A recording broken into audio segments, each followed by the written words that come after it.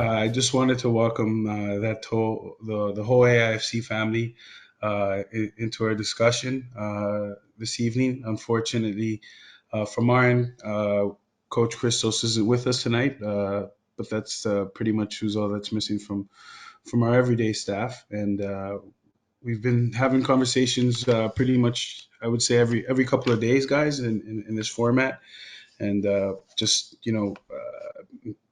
trying to address this new world which we're presently in, which I think for all of us, leaves us with questions every day that we pop in our head, and just sometimes a little bit of direction too. And when it comes to such a big thing in our lives, which is obviously being a part of our group at AIFC, uh, it's important to us to connect through that channel, but it also connects us to the fact that it's a group that is very much a family, and that side of things is also, I think, a good exercise within this. So we wanted to take some of our conversations about soccer in general, about our group in general, and bring them a little bit closer to you within this recording.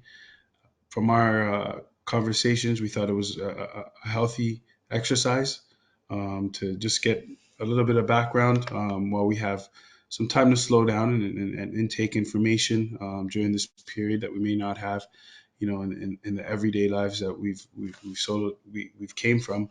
So it's a good opportunity to get to know some of our coaches, get to know how they've been going through these moments. At the same time, uh, hear a little bit more about their backgrounds, their stories, which in many ways are relevant to you as players, as families, as parents, as athletes. So I'm really looking forward to this conversation. Is It's going to give me some insight as well. As from our standpoint, even as coaches, we joke, we bustle, we plan together, we laugh together, but these type of conversations as well sometimes do not happen. So I'm looking forward to engaging in with you guys over this period, and I wish you guys well throughout this conversation and throughout this time. As it's it's just different.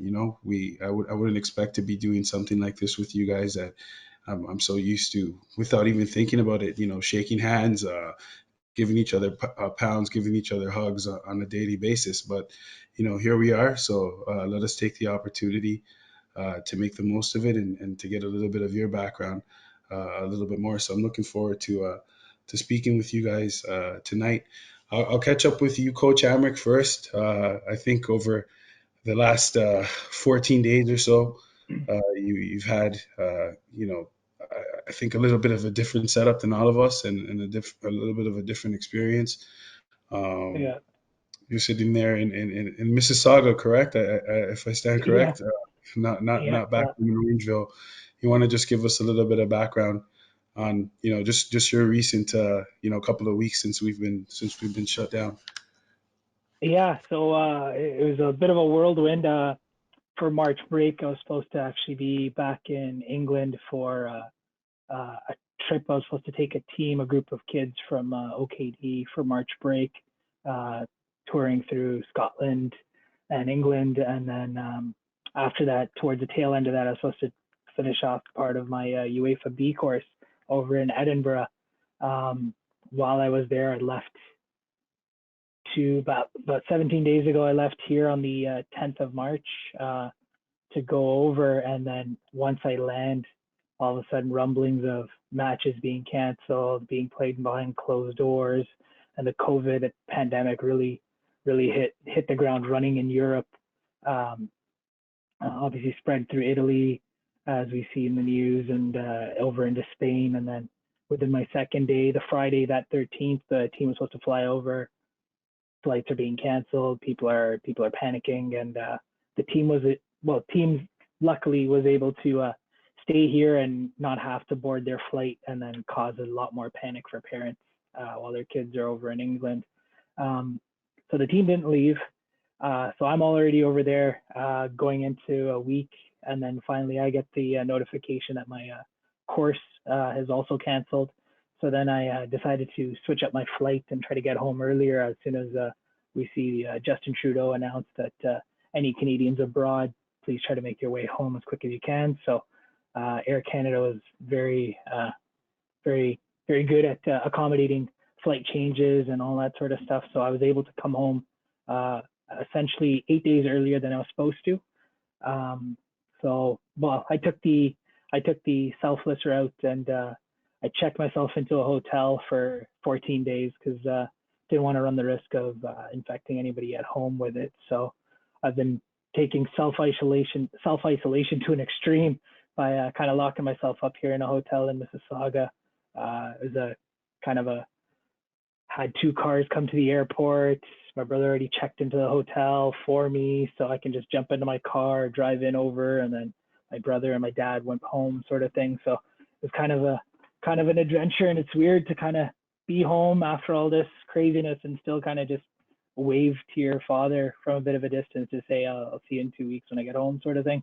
Um, but that's what I had to do, and I think it's something that I'm kind of proud I did and glad I did just because of what's going on in the world. And I think we all are now really starting to take this thing really seriously. Then I got here on the Thursday. 3 days later, now we're into the 21st of March. Uh, the fellow coaches know, and people through my social media have been actually trying to raise more awareness. My uncle, my dad's oldest brother in New York, had passed away from COVID-19. Um, he was like a second father to me. He was just a bit older than my dad. So being in close proximity and the tight knit family that we have, it's funny. When we took our team over to Florida, I got a text message from him saying, limit your travel, be careful. There's this virus that's coming.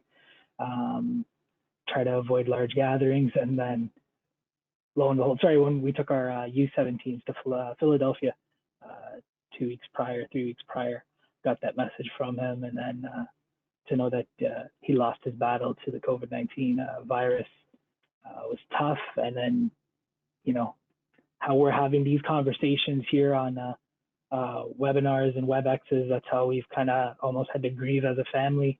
Uh, WebExes and stuff like that between cousins that are in India, England, us here in Canada, the US, all over the US, from LA to Boston to New York.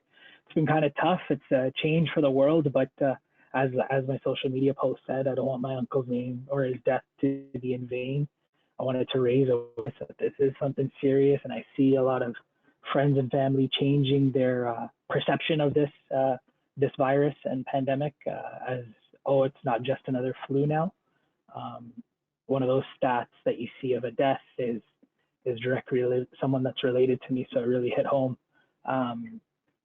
So I do want to make people aware of it, and yeah, this self-isolation stuff is something we do got to take seriously. Let's help flatten this curve. Uh, Good weather is coming around. It's not saying we can't go out, but just avoid large gatherings. Uh, if you and a household are all out together going for a walk, that's cool.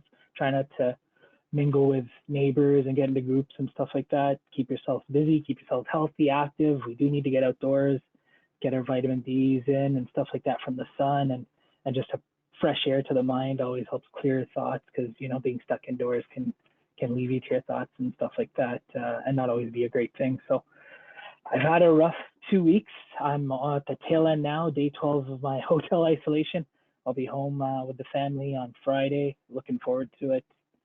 Just doing the simple things that you miss. Sitting having dinner with everybody at home. Sitting on the couch talking with my parents. They live at home with my wife and I.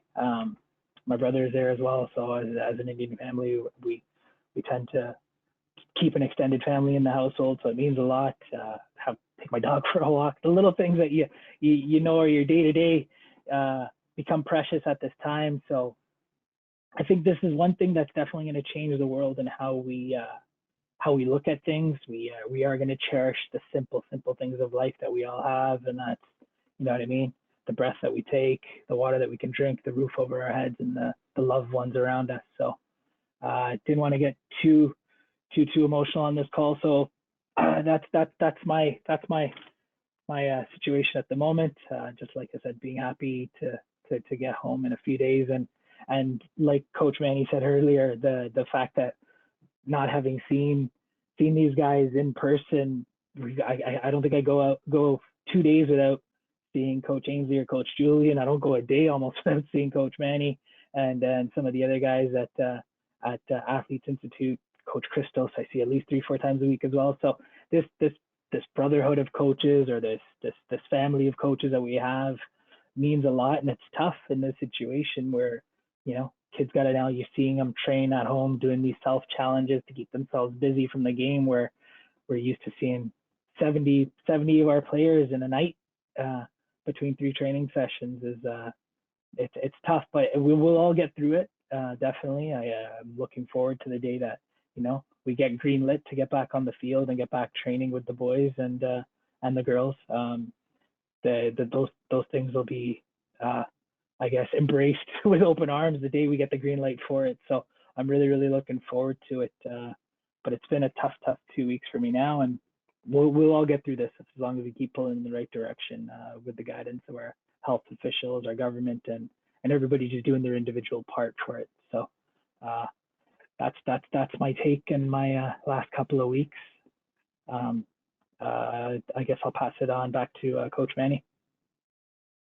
Yeah, I mean, really from the standpoint of the words that you just said, it's I think it's an important time for all of us to stay connected. I think a lot of our phone calls lately have now turned into video calls.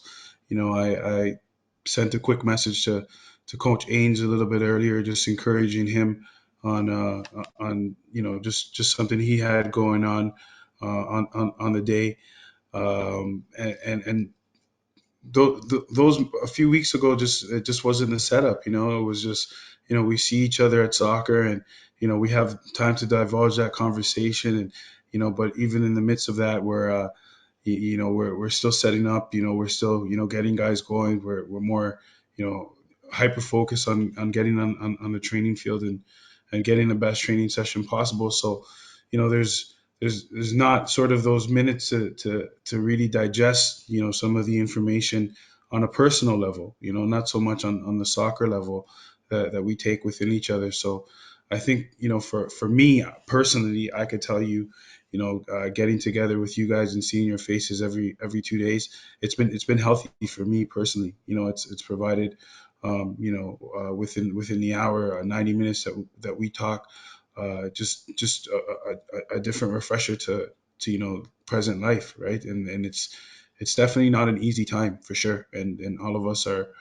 going through, as from Coach Amo, suffered personal loss, to all of us in general that are just going with questions and anxieties over this situation. And it's for us, it's important that, as a bigger picture, we talk about it all the time, that our group stays connected. And I think that's where we have someone like Coach Ainsley, who does so much for us, in terms of opening doors, and in terms of connecting our players, just without the bat of an eye, just to put them in a situation where I'm going to say, hey, I have a guy for you for this opportunity. And with the network that he has, it's incredible. But on the other side of the spectrum is just a person that's always really connected with players as well, from the human side. I think from his background, just really cares about what's going on with the player, not so much as well from the soccer side. I think that's always a very high standard, but also from the human side, how is he doing? How is he behaving? How is she, engaging? How is she locked into what we're doing? How bad does she want it?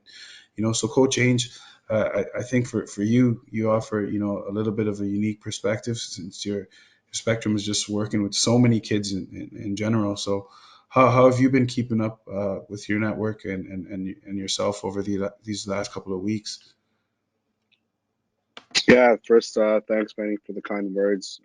Amo, it's nice to hear from you guys, even though we're so far away. And Jules, it's always nice to see your face. Um, For me, my perspective, it's a little bit different in the sense of I'm actually a seventh grade elementary school teacher in Scarborough, and with the news, the recent news of what's been going on in the direction in which they want to take the education has really um, personally hit me right down to the core because it's now basically admitting um, the facts of what's been going on with this COVID-19 stuff. We've been directed um, to engage in distant learning, basically over the internet, and using tools as best as we can to reach our kids. And for that perspective, from that perspective, it's quite difficult because part of teaching is the human interaction, and taking that away from a person like myself, obviously it it it resonates differently. But needless to say, I think Amrik said the best that this time will soon pass, and we try to look for the silver lining in what it is right now. Um, so from the school's perspective, we're doing this whole distant learning. Um, we are using different tools. So I have a tool called IXL, for example, where it's the Ontario curriculum based, in which it focuses on math and language. So we try to reinforce those with the kids in school. And yeah, I mean that's basically it from that perspective. But this you know this virus and this thing that's been going on, I think again to echo Amrik's comments, um, regardless of the effect that is happening to all of us, it's putting things into perspective. Making sure each one of us spend that quality time that we need to spend with and whom we're spending it with, and then on the flip side, seeing how connected we are as coaches and as humans, and wanting to know how you're doing, because we see each other 2-3 times a week, and we genuinely want to know how you're doing. And so when we hear of our brother Amrik, you know, dealing with a loss of a loved one, it's almost like we've lost that one because of the connection that we've had when we hear of Manny and his father-in-law, and fighting his battles. We feel that as well. So this whole time that we have now, it kind of really resonates with us personally, and we just have to make sure that our mentals are strong, and we stay connected together. And we've had several conversations about that, and this time will pass at some point.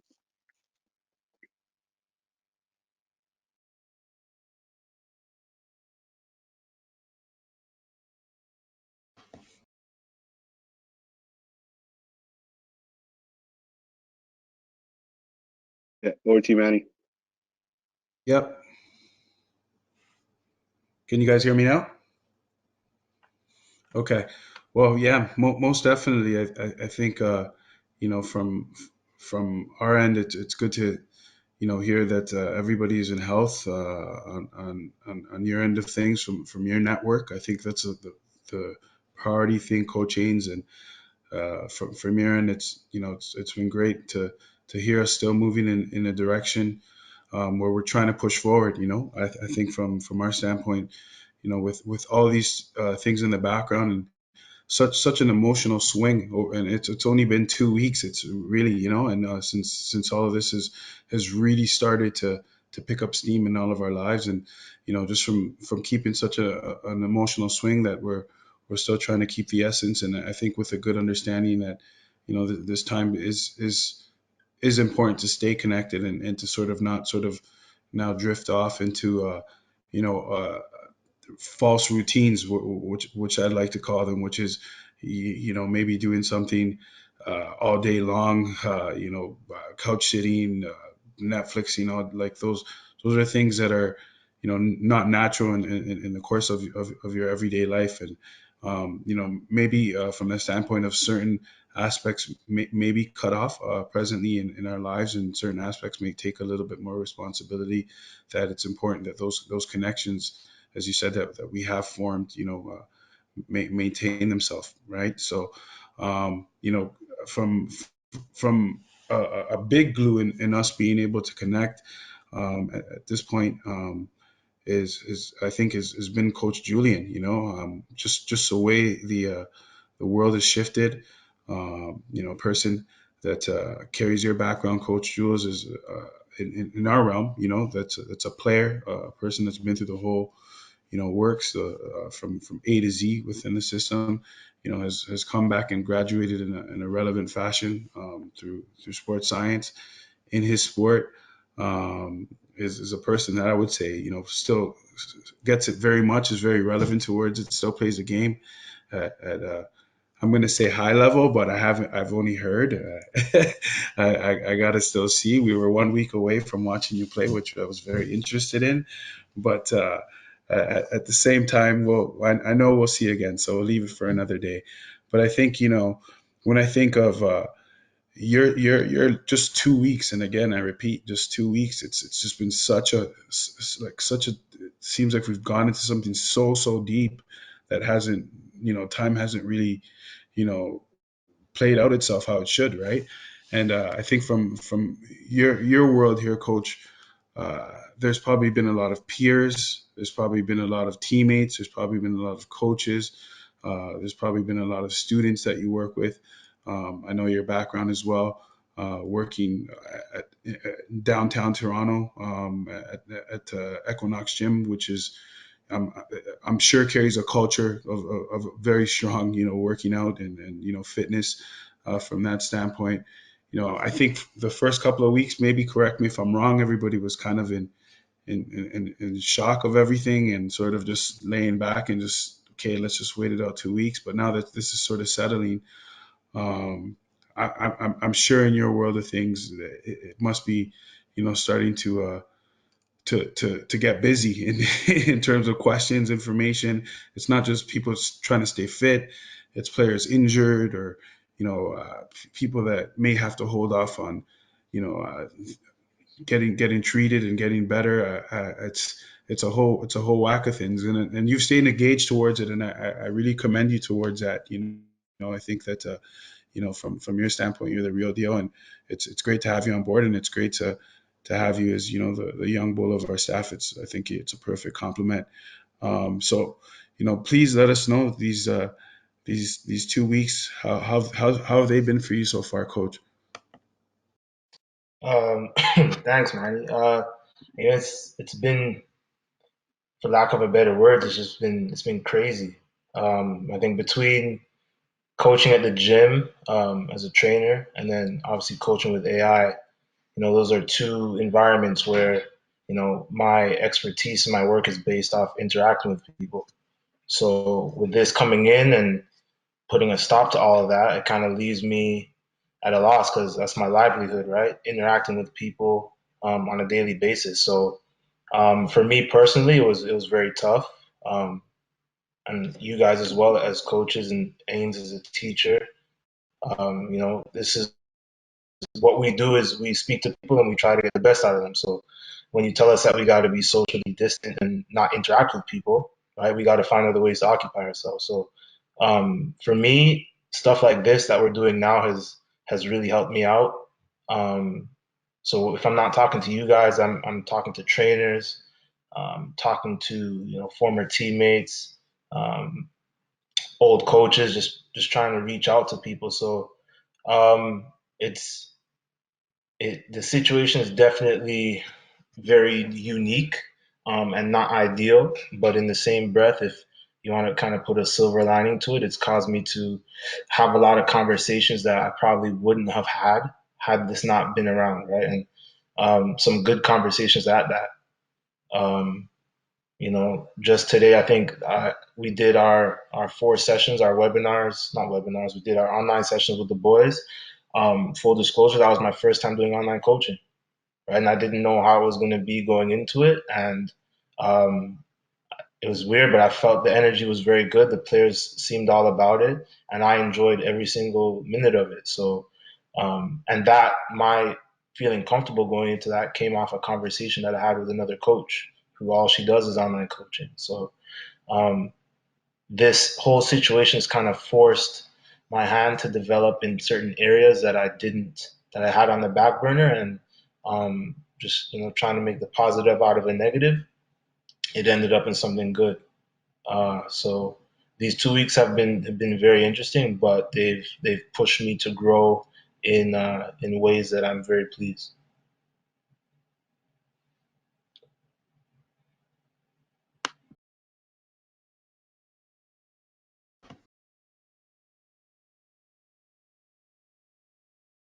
Sorry, is there one more? What's that? Yeah, okay, sorry about that. Now, I was just saying one sec. My mic wasn't turning on. Yeah, uh, just seeing you, regardless in your flow today, in the sessions, I was telling myself like damn, like I miss this, like it really just hit me when I just got the opportunity to see, everybody working together, and just see everybody's faces just getting to work. Like it's funny. It's like it was like a sense of yearning, because you could see the people working on the screen, and like it just sets something off in you personally as a coach, as just seeing everybody get to work, because that's our environment. That's what we've created, and it's a good path. Overall, I think uh, the athletes are a reflection of just, I hope in these 2 weeks of just the engagement towards what we really do every day. It's a big part of our lives, right? I hope from the athlete standpoint, the boys and girls have taken the sort of the same path and the same mental commitment that's going to be required over this time, and they're starting to engage into that. As uh, I think the response was good today in the webinars. Well, in the online training sessions, is we were pretty much at 100%, very close to 100% uh, attendance. So as I was saying, as we have time to slow down a little bit, and just get into some backgrounds of you guys and a little bit of your stories. I think sometimes as athletes, it's natural. I players that have been very good in their day. Um, you go into different generations, and there's guys that are very good that aren't gonna know about your story, aren't gonna care about your story, uh, don't even have time to even hear about your best goal, and that's natural. I never go against the grain when it comes to that, but you know um, again, Julien, by all accounts, I've heard very good things about your football, and for Ainsley and for Amrik, I could definitely attest, that these guys were ballers growing up. So it's good to put these conversations out there as well, just to give everybody an opportunity to know the fact that, hey, you guys have gone through many of those situations that these guys and girls are going through. Have gone into a lot of the areas, and have reached very much the goals that a lot of these players uh, aspire to, and have come out the other side to talk about it, and talk about it in a sincere and intelligent way. I think that all you guys carry great perspective and great reference, and I would love nothing more than to share it, with these guys over this recording. So um, I'll speak on a guy that I don't remember scoring on, but I must have for sure. I, that it's I can't see myself not half scoring, but I just don't remember. I scored a lot of goals back then. But Coach Amrik definitely uh, is a keeper that I very much knew of growing up, and when Courtney uh, was putting this together for me, and in the first couple of months, that he spoke to me about what the setup will be and things of that nature. One of the names that he kept bringing up was Coach Amrik, And right away, as soon as he mentioned his name, I said I knew him, and he literally kept pointing like this. He lives over there, like every time he described him.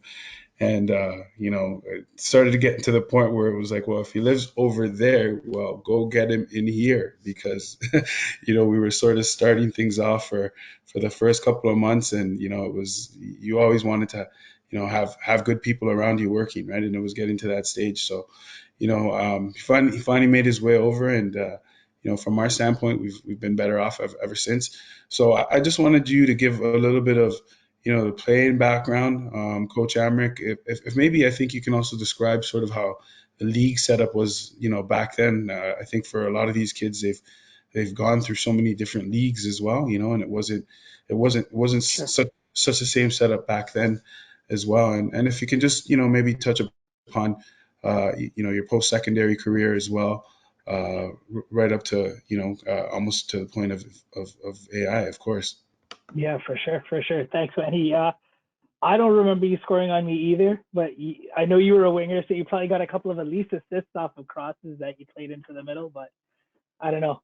I don't know. Those days were crazy. I remember playing you guys, Coach Ainsley as well, and Courtney. And uh, towards my later part of my soccer youth career, I guess, because I moved over to Vaughan by the end of that. But then we were playing a lot at like Clare Lee indoor. I remember you guys from then, and then obviously now we're in the same region. So just like you had said, and you had alluded to how things were different when I guess I could say the three of us and Courtney being around the same age when we played, and maybe towards when Julien was still playing some youth ball as well. It was very regional based. It wasn't. It was a very much a true pyramid. You as a team would work your way up, just like the pros, going from a lower division up to a higher division, up to a higher division, eventually topping out at the top of the pyramid in OSL or OYSL. Um, and then that's where we cross paths a lot regularly. Um, I started off, I guess when I really started to play, I started off as a defender, and then by mistake, our goalie was late, and this was just in the early days of rep at like 8 or 9, and he's like, our coach like, we don't have a keeper. Anybody want to jump in net? I was naive. I'm like, sure. Can I wear gloves at least? Do you have those? And once he said, yeah, sure, I stuck with it. And funny enough, I think we were all in the same boat. Partway through, around under 10 or something like that, the demographics of Ontario soccer's landscape changed, where they went almost like on a school year, as opposed to calendar year, like how the guys are all, oh, you're an 05, you play with 05s, you're an 04, you play against 04s. They changed it from, like, I believe it was like August 1st of the month to July 31st. So if, like, in our case, we're 81s, anybody born August 1st, 81 would be playing with players up until July 31st, 82. Or if you were on the other side of the spectrum, you were playing with people born in 1980, August 1st, and then 81's July 31st. So it's kind of a split, and I'm an October kid, so I was now one of the older guys on my team when that happened. And funny enough, I walk into the first tryout when this new age group thing happened. The coach that saw me play when I was in net assumed I was a goalie, so I come to the first practice. I don't have gloves, and he's like, "So what's going on?" Not much, coach. I hear you. This is happening. And he's like, all right, so you're going to go in net. We're going to do shooting. And I'm like, no, I'm not really a goalie. He goes, well, if you're not going to be a goalie, you may not be on this team. And I kind of forced my hand to kind of really hone in on forcing me to be a goalkeeper. I can't lie, I was joking how it happened, but I love that transition ever since, and I'm glad I did stick with it. Wish I had a bit more height, could have got better things from it, but nonetheless, I enjoyed being a goalkeeper. I played in Chinguacousy, which is Brampton East, and then we all moved over to Caledon. That's where we started really seeing each other. You guys would remember me from Caledon. And then the age group switched back when we were like, I think 15 or 16. And then our team started falling apart because it was predominantly 82s, and I, as an 81, had to find my own way. So I moved over to Vaughan. Vaughan then, I guess, regionally based, was a central based club. So we were playing a lot of, basically territorially, we were forced to play the Woodbridges of the world, the York Jets, the North Yorks. And that's how it kind of worked. And then we were in CSL, and then we got up to OSL, and then that's where you see you'd have a game in Windsor one weekend, and you might even have to go to Ottawa the next. But these teams deserve to be there because they worked their way up, as opposed to just being, yeah, pardon me for kind of sounding like it's arrogant, but I've got this designation as a club, so we can have this team in this league, this league, this league, and this league, right? So you may not have the best players, you may handpick players and now play OPDL, OASL, or whatever the case is. There's too many silos now in Ontario soccer that you can't see who the best of the best is. But in our day, I could be very forthright. I think our 82 Vaughan soccer team was one of the best. Your 81 Scarborough, the Flyers, were arguably one of the best. And you knew that because you had to crash and bang with them throughout the whole year, and they rise to the occasion.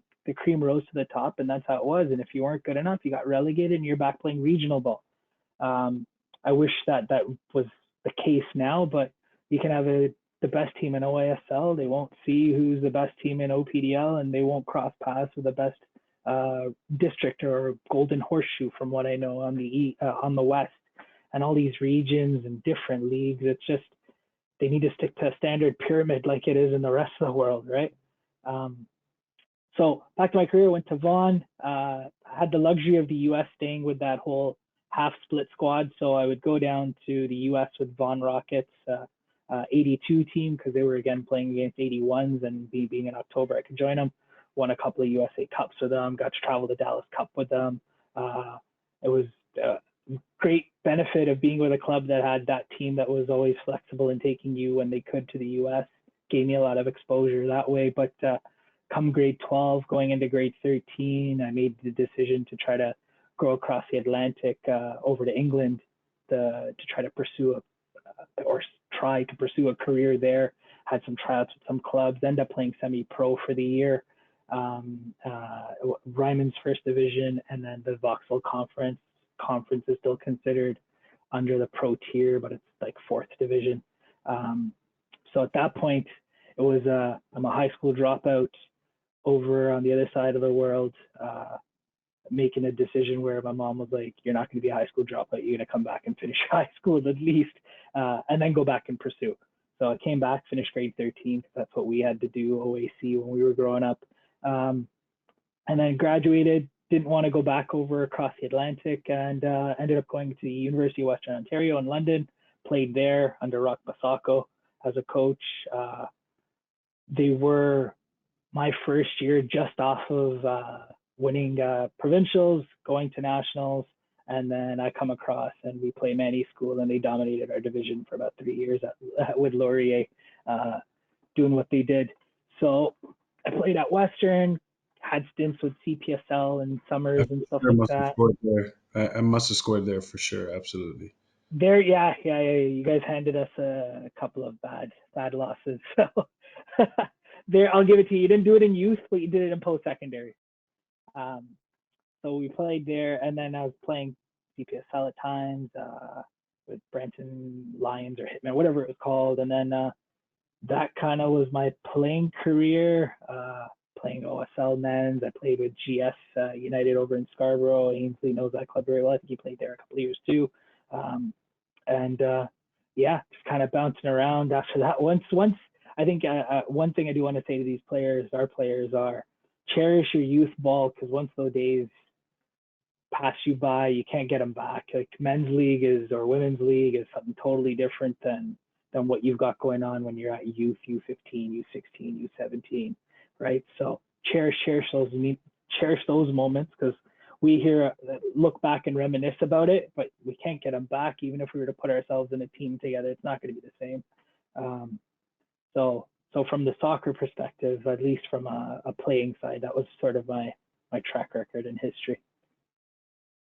That's awesome to hear, and I think when you look at you, it's what whether we've had experiences recently, traveling to Florida or Pennsylvania, you come across coaches with a real pulse, towards a game in the region, and I think that from your background, it's a very strong one. You carry Toronto soccer, GTA soccer in your veins. Anywhere we go, People know you, you're respected. They identify you through soccer. They identify you with being a positive guy, and I think it's a great example as well to youth players that uh, I've always said to guys when I worked with guys that were a little bit younger. I would be sitting in a room of 100 kids, and I would ask them how many of them want to be a professional soccer player, and I would have to break it to them that one hand is probably maybe will happen. There's less than one hand chance that it'll happen, and two hands is in here. It's virtually a miracle if it does happen. But I would always stress the fact that you know uh, everybody can take the traits from what they do every day in the sport, and 100 hands in the room can become great professionals at what they do. From what the sport can give you if you're pure at it. And I'm not saying that not to have these goals and to sort of just be in the sport just to be a part of it, because obviously I think when we walk through the doors as staff, and when players walk through the door at AIFC, it's not what they signed up for. When guys or girls walk through the door, I think they sign up for something a little bit more, right? With the understanding that it's a very low number, but it's everybody's really attacking that number, and it can give you a lot of good tools, and I'm glad up until this point you find yourself with us over here at AI, and it's great to hear a little bit of your background. I'll touch base as well on Coach Ainsley. Again, another top player in a good age group. I think our age group, I think every age group is gonna say their age group was like I would probably say if, some of the 83s or would say they were a strong age group, things of that nature. But I think overall,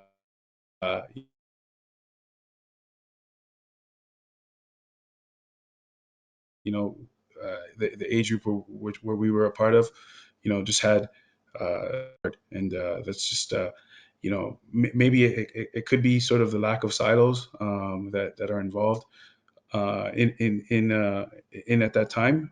But, you know, again, a very similar path that Coach Ainsley uh, took to in his footballing journey, maybe from the other side of the city, Scarborough, which is the mecca of soccer, as we would call it to some.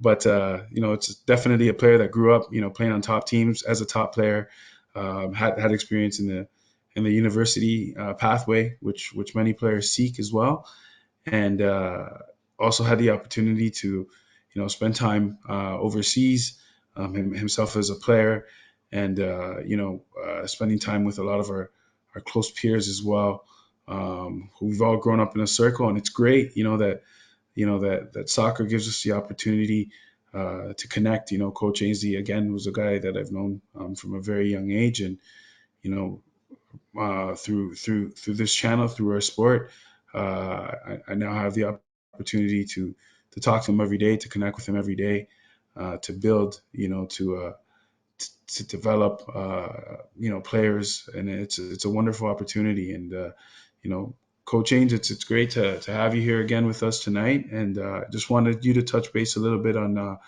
your soccer journey and your come up. Yeah, thanks. Appreciate that.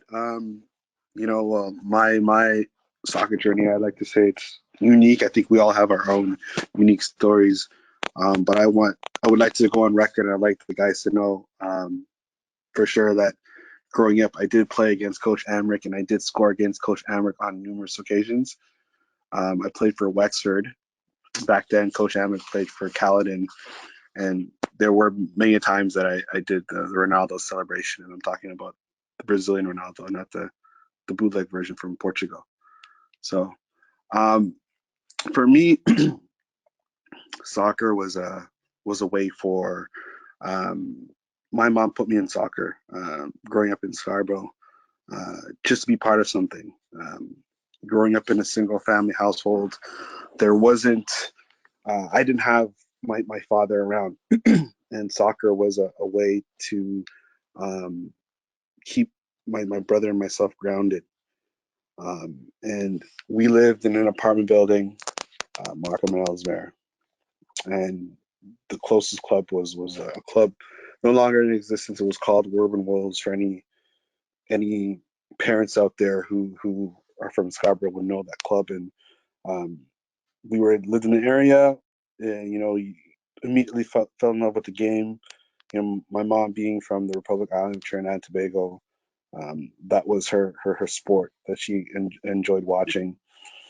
And from a young age, just the game, just it's so hard to explain now, but all I could say is that you just fell in love with the game. You fell in love of the sports, the anticipation, your cleats, your shin pads, the whole nine, getting the uniform at the beginning of the season.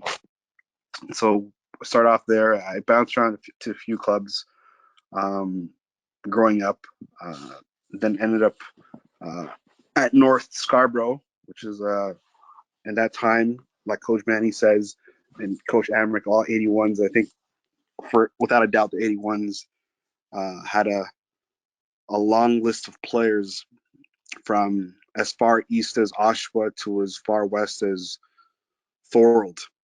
There were clubs in between, of full of players, full of talent, and I was fortunate to be part of that.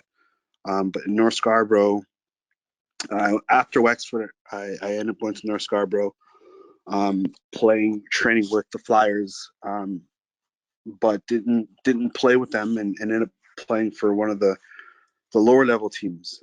As Coach Amrik was explaining, there were different tiers in which you can play, and I actually played with the lower level team simply because I got the chance to play.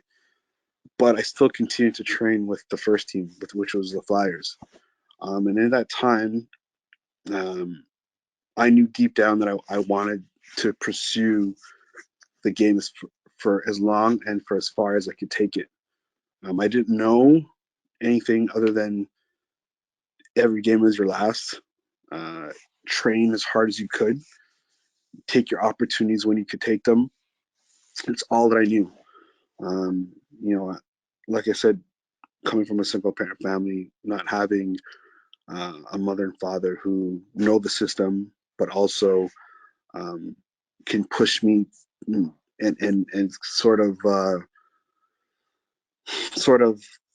caress that dream of mine. There wasn't much professional soccer going on in Toronto, in Canada at the time. So the only dream that was unrealistic was the European dream, and um, even at that point, that was never something that I aspired to be. I just knew that I wanted to play for as long as I could. And in those days, I was fortunate enough to meet a friend of mine now who basically helped me caress that drive in playing the game. And with that, we kind of pushed each other, both on and off the field, to being better young men, surrounding yourself with people that you would want to represent you. And so from there, I was about 15, 16 years old, um, still fighting my way, finding who I was, played, trained. The gentleman I'm talking about is a gentleman by the name of Julien de Guzman. Some of you might know him. And we would get up and train. We would hook up and train. We would train with another gentleman that I'm sure Amrik and Manny know, a kid by the name of Cesar Pena. And Jonathan de Guzman was also part of that. He was a young one. Victor Opong was a part of that. And we kind of, Andrew Ornock as well was a part of that. Dominic Opong. We formed this little group where we just trained the days we didn't have practice, and we go to Thompson Park and we play 2v2 tournaments and train and train and train and train. And that training, that extra training, that drive kind of propelled every one of those guys in their own way. Every one of those guys kind of found their own way through the game. And then as fate had it for me, training, playing. I ended up leaving North Scarborough, and was trying out for Markham, oddly enough. And we played a friendly game in October, went to 50-50, tried to shoot the ball, and did my ankle. Had 2 pins inserted, had surgery, and was, that was probably one of the defining moments in my career, my youth career, because I could easily said, okay, I'm done. Let me move on to something else. But that burning desire to be a part of this game did not leave. It just only intensified. And I remember sitting in the hospital at Scarborough General and getting phone calls from all my friends and family and wishing me well. And I just kept telling myself, all I need is time. All I need is time. I want to play. I still want to play. And then that just kind of transpired. I got well. And then I ended up moving to Glen Shields, played Glen Shields, played in the CPSL as a youth player. And I think that experience under the tutelage of Dave Benning is where I kind of transformed into the player that was able to go on scholarship, was able to go to Europe, was able to play indoor soccer professionally. Was from those formative years at Glen Shields, because at Glen Shields, I learned very much how to play quickly, play direct, play simple, but use what I was good at to make my time at Glen Shields better. And again, that was as a result of the training I did with Julien and Jonathan and Caesar and Victor and Andrew, all those guys. So everything kind of worked in succession. So Glen Shields was a very important time, because I was now healed from my injury, hit my growth spurt, I was getting a little hair on my chest, and more importantly, I was focused on the task. So I ended up going to Glen Shields, did well, played CPSL, and then I ended up doing my SATs and failing my SATs twice. And for those of you that are out there who are aspiring to play in the NCAA, you need to do your SATs to get into an NCAA school. And I failed it twice. And I failed it primarily because I wasn't listening to my mom. You're 18 years old, 17, 18 years old. You think you know the world. You think you know everything. No one can tell you nothing. Wasn't listening, wasn't studying as I should have. And I failed it twice. But there is also another another, I can't say conference, but another league in the college, in the collegiate realm. It's called the NAIA. And I know Coach Julien will probably know more about this, but the NAIA is the national something or other, and basically it's a non-affiliated league. And typically in those leagues, you have ex-professionals. So you have guys who played professional in Mexico and then decided they want to go to school, and the school's giving a scholarship, and so you have like 29-year-old freshmen, and it's really funny to see, guys coming in. Some guys are married, some guys have kids, but they want to get to a degree, and these schools are able to provide money for them. So I ended up going to an NAI school simply because I couldn't get into an NCAA school. But again, my goal and my dream was to play in the NCAA Division I, and I wasn't letting anyone or anything stop me from accomplishing that. And a friend of mine told me that if I go to school and do well, I can transfer, and that's exactly what I did. I transferred schools. I did well in school, was on the dean's list, on an honor roll.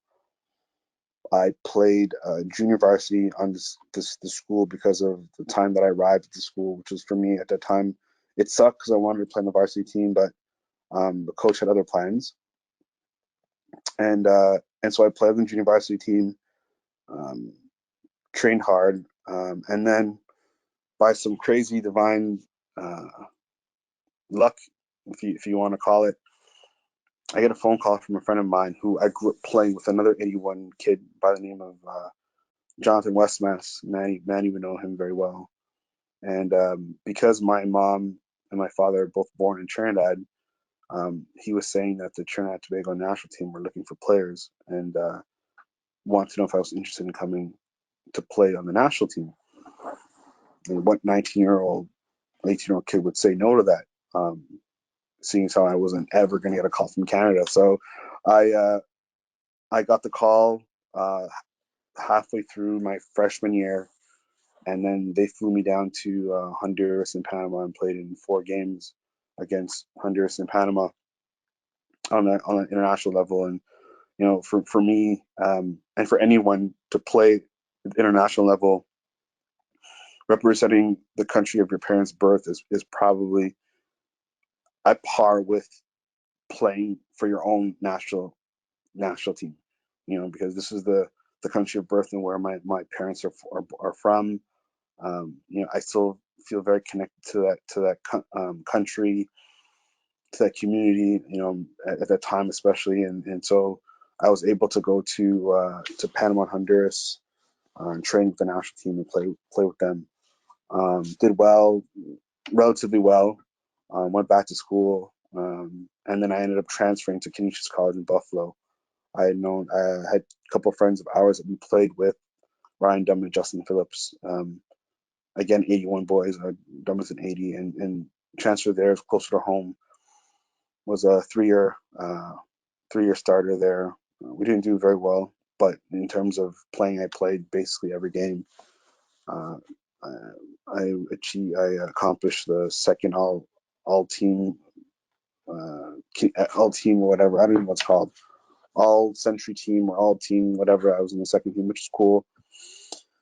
Again, the desire to play professional did not stop from there. And then having good friends of mine now starting to be in the beginning of their careers, connected with them, and I was able to go to Germany to spend time with Julien. At the time, he was playing for Hanover 96. He had just signed with them, and that summer after I graduated, I went down and just to spend time with him, to catch up with him, to see how he's living, to experience the German culture. And I, made several references to him, basically saying that I wanted to play, and I felt the need to play, and he was able to pull some strings, and I was able to train with the Hanover 96 second team for about a few weeks or so. I can't remember how long it was. And coach basically said that his team was full, but he'd welcome me to come back in April. And so that's what I did. I went home, worked out, trained. I don't think I played. I think I just trained. I probably played GS indoor, I think that summer or that winter. And then I went back over. And then at that point, Julien had signed a contract to Deportivo La Coruña in Spain. And so I went over to kind of help him move. And I just stayed because I knew I wanted to play. I ended up staying for about 2 years. Played in Hanover 96, trained there for the whole preseason, and then they were never going to sign me, which was fine. But I was able to acclimatize myself to the language and to the culture, and then I ended up moving to a 6th division club just outside Hanover called TV Bodenstedt. Wasn't a professional team per se. It was more of a in Germany they have, or at the time they had 12 divisions. So imagine AI starting at the 12th division. In 12 years or in 11 years, if we win our league, we can go up to the Bundesliga 1. So if you keep winning your league, you can go up, go up, go up, go up, go up. And so the team that I was at was halfway to the first league, which for me was a good start because I was getting accustomed to the language, the culture. I played there for half a season, did very well, started all the games, and then I was trying to move over during the January winter break to a 4th division club, and had an offer from Arminia Hanover, which is a big 4th division club. They were in the 1st division years prior, and the team that I played for didn't want to release me. They wanted money from me. And so played that political game for a bit, went back to my team, finished up the season. They wanted me to come back for another season, and I said, absolutely not. And in the midst of that, there was the 2006 World Cup was that year in Germany. There was little hints of me trying to sneak on to the national team, to represent Trinidad. However, that never came to fruition. And went back to Hanover after the World Cup, and then my agent at the time was able to hook up a tryout for me with a club called Bayreuth, which is just north of Munich, about an hour north of Munich, in the Munich area, or the Bavaria area. And I trained there for preseason, did well. Coach liked me, coach didn't like me, coach liked me, coach didn't like me. Just kept my head down, kept training. I was sleeping. They didn't want to put me in a hotel, so I was sleeping in their club dining room. Believe it or not, I had a shower, I had a washroom, I had all that stuff. But I knew it was a means to an end. I didn't care where I was sleeping as long as I had somewhere to sleep. I was sleeping on a mattress, and it was fine for me because I just wanted to play football. The day before the transfer window, they had a friendly match against Bayern Munich, and they wanted me to play in this match because the match was going to decide whether they were going to sign me or not. That I couldn't play in the match because my team the previous team, Bodenstedt, had my rights. And so the only way that was going to happen is that Bodenstedt wanted like 5,000 euros for my release. We're talking about 6th division club. So, the political game was huge. Didn't get to play. Ended up going to Sweden. Ended up going to Kaiserslautern for a bit. And then decided to come home. Came home for a bit. Played indoor soccer, Orlando Sharks for a bit. And then decided just to play for GS United. And then decided just to rock back. But my path, the reason why I did my path is because that's what I wanted to do. I wasn't going to allow anyone's opinions or anyone's feelings dictate what my path was going to be. I was going to do that regardless. Was it easy? No. And if you were to talk to Julien and de Guzman, he would tell you stories of him coming to visit me, and he's laughing at where I was staying and where I was living because it wasn't. There was no drywall on the walls. It was very run down. It was very grimy. But the one thing he said to me was that he said, "Ains, see what you're doing here? There are not a lot of guys back home could do this. This suffering. You see, growing up, I suffered. I suffered growing up. And that suffering was able to ignite a flame within for me to succeed. And I didn't care that I was sleeping on a mattress in a dining room. I didn't care that I was living in a place with no walls. I was in Europe. I was playing football. I was doing something that I love to do. And I was doing it because, and no one could tell me otherwise. Nobody could tell me a thing. I wanted to play football. I was going to sacrifice. I was going to do this. And he always says, Ains, man, the one thing I have to tip my hat to you. I don't think I could do what you're doing here. And that's a little message for the players, for our players, both men and women, both boys and girls. For something that you want to do in life, what are you willing to sacrifice? What are you willing to suffer to get to that point? Are you willing to, live day to day, paycheck to paycheck, just so you can play football and maybe get that opportunity or get that shot to sign that contract? I always had my degree in my back pocket, and I knew that if this ever failed, I could always rely on my degree, and that's what the degree was for. but I knew that I wanted to play football, and I wasn't going to allow anything or anyone hinder me from that process.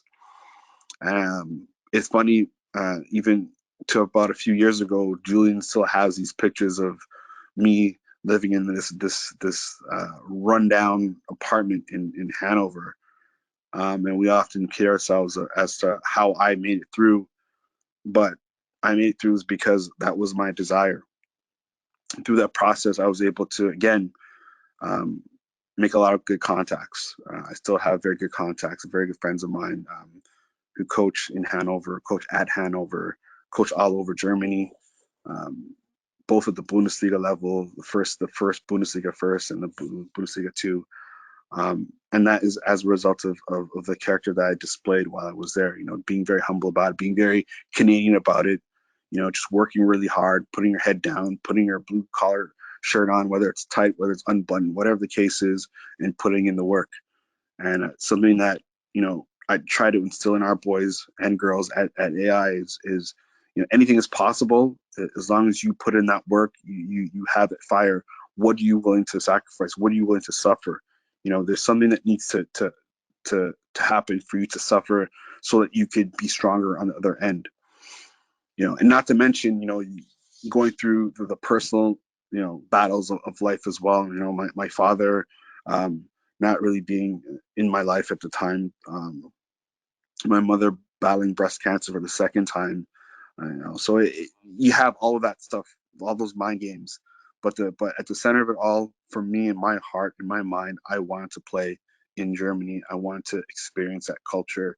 I want to breathe that air. I want to be a part of that, and I'll forever be grateful for that experience because it's kind of shaped the person who I am today. Living with no regrets, um, focusing hard on what it is I wanted to do, and living the dream, man.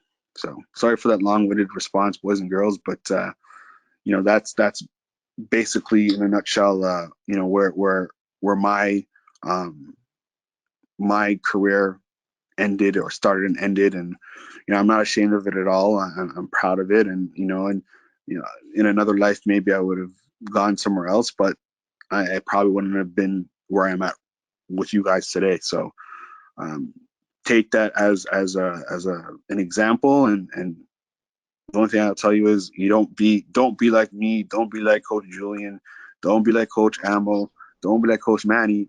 Be better than us. Be better than us. You can all be better than us. We set a standard, we set a record, we set a mark, and that record and that mark is meant to be broken.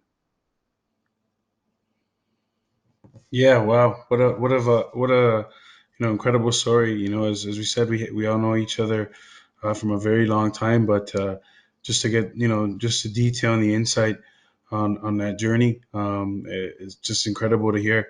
I remember reading an article where they had the Danish Federation. They had the staff, all look through their youth national teams at a certain point, and all to pick, from their youth national teams, to pick, which player would still be would make it all the way through and be a consistent starter on the national team. And out of a staff of 25, only one had selected. Excuse me, none had selected the captain of the Danish national team. Not on one single envelope. So it's for players that go through different channels, and I'm glad Coach Haynes touched upon his channels in youth soccer, and how he just took the opportunity to play and train and better himself in any opportunity that he could, because those rules are relevant if you're putting in the work.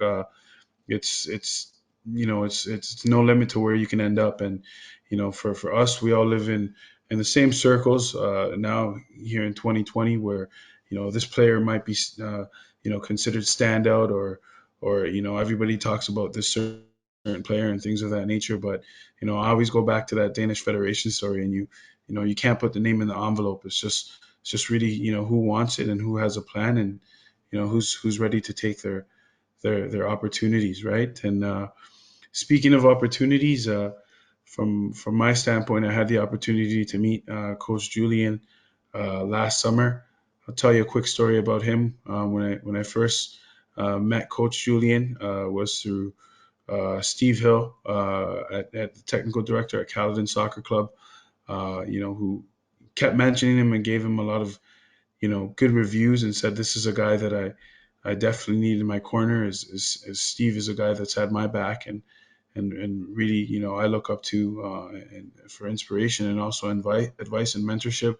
And he kept on saying this, knowing you, this guy's a perfect fit. And I remember Julian making arrangements to come out to Orangeville. He just wanted to see the boys. I was working and the girls and sort of the setup of what we have. And I remember literally, the sky was like sort of okay on the day, but I was like, oh, it's gonna, hopefully it doesn't rain. And I just felt so bad, when he first came, that it literally started pissing rain like as soon as he got literally as soon as he got out of his car. Um, but what stood out to me on that day is, usually when you meet someone in terms of an opportunity to work together in this realm and things of that nature, a lot of it, the reality is, they sort of shake your hand and say, okay, how much money can I make, and where's the finish line towards me personally, and especially if it's raining, I gotta go, right? But Coach Jules, hung around for pretty much, I think, the whole training session. I'm pretty sure he did hang around for the whole training session, and just sort of took in all the information. Just asked a million questions, but in between those million questions, like took the time to process my answers and sort of just you know surround it with what he was seeing. And it just left such a great impression on me, just to say, wow, especially in this instant society that we live in, it's good to see a, a young cat that gets it, and is able to analyze and process and make sound judgments, and it left me with a really good feeling. And I think by far, in terms of our soccer program, Coach Julien is, one of the most relatable guys that we have, and one of the best assets that we have in our academy. It's a good bridge to the guys and the girls, not just because of his youth, which is a natural connection to things, but just also for his sound understanding and judgment of just what is the project here, what is the goals here that we're trying to accomplish as an entity. So it's a story I definitely look forward to hearing from my end, as like I said, from all accounts, I heard you're a very good player, and I saw a video somewhere posted the other day where I remember you telling me the story about like just a crazy moment where you scored like 2 goals in like 5 minutes. And I saw that both goals were actual bangers too, so it looked like a nice stadium and a nice background. So I look forward to hearing about that as well. Cool. I feel so much pressure on me now for when you guys watch me play. Oh man. But no, thanks, Manny. Um, about my playing career, I started playing a little bit of everything. Growing up, I ran track, I played football, basketball, and soccer was actually last on the list. I don't know how familiar you guys are with youth soccer in Brampton, but I played Yobs growing up. Kevin O'Hare ran it. I started when I was 4. But it was always one of those things where I was a kid, wanted to play everything. And then my parents didn't end up together, and my stepdad actually played in the CSL for Toronto Italia. Um, and getting to see him play and being around a lot of the players that he played with, I was just always around the ball. And when it came down to it, soccer was a sport that I decided to stick to. Um, so started off with Yobs, and then I bounced around in Brampton Youth for a while. I'm the oldest of 4 siblings, so when it came time for me to make that transition from rec to traveling or rep soccer, it was a bit hard because it wasn't only me, it was me and three other kids. And it was tough for my mom to get me all over the place. So I stuck around in rec soccer for a very long time. Uh, to the point where I was just getting tired of scoring goals on every team, and I had referees telling me to calm down when I'm just like a super competitive kid, and it just wasn't the right level for me. So I got lucky enough to where one of the coaches, decided to make an all-star team out of the best players in rec. His name was Paul Silva, and he took that team, and I finally got to play around players that were my caliber. Um, Maybe a little bit better, but it was definitely a better environment for me to grow as a player. And then from there is when I started to uh,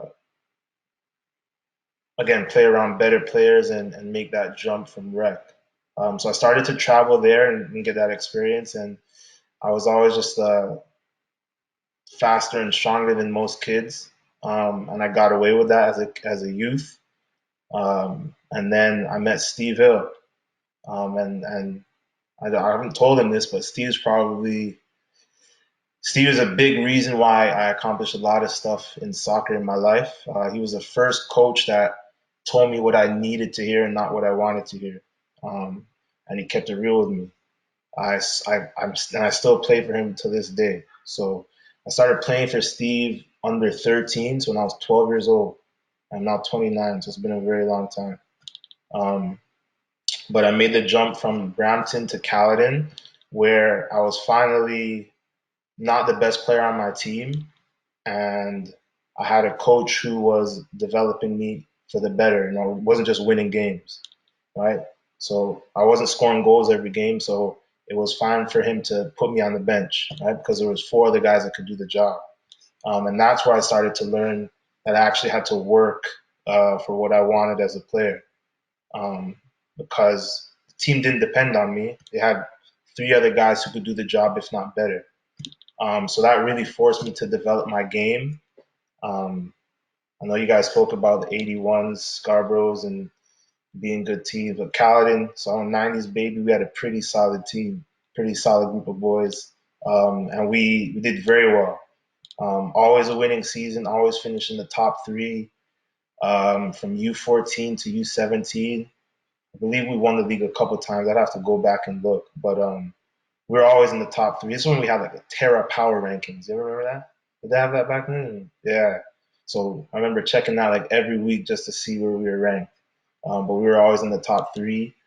Um, and then as I got older, played for the provincial team for a bit, but wasn't a fan of the coach. Sometimes it doesn't always work out.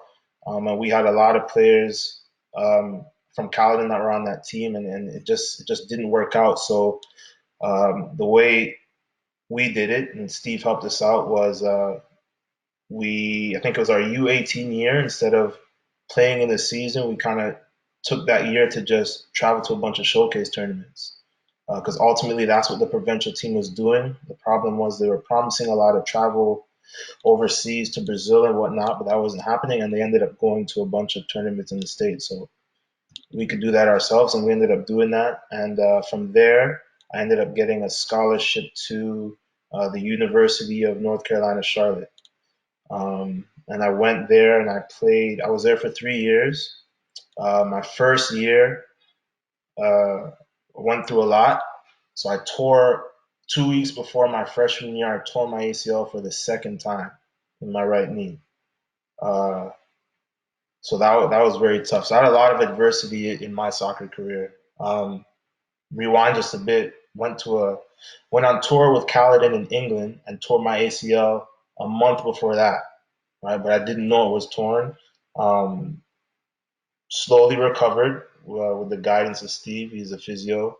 Went down there and it didn't happen. So for a week at 14 years old, I had to watch all my teammates play against some of the best academies in Europe, and it just tore me apart.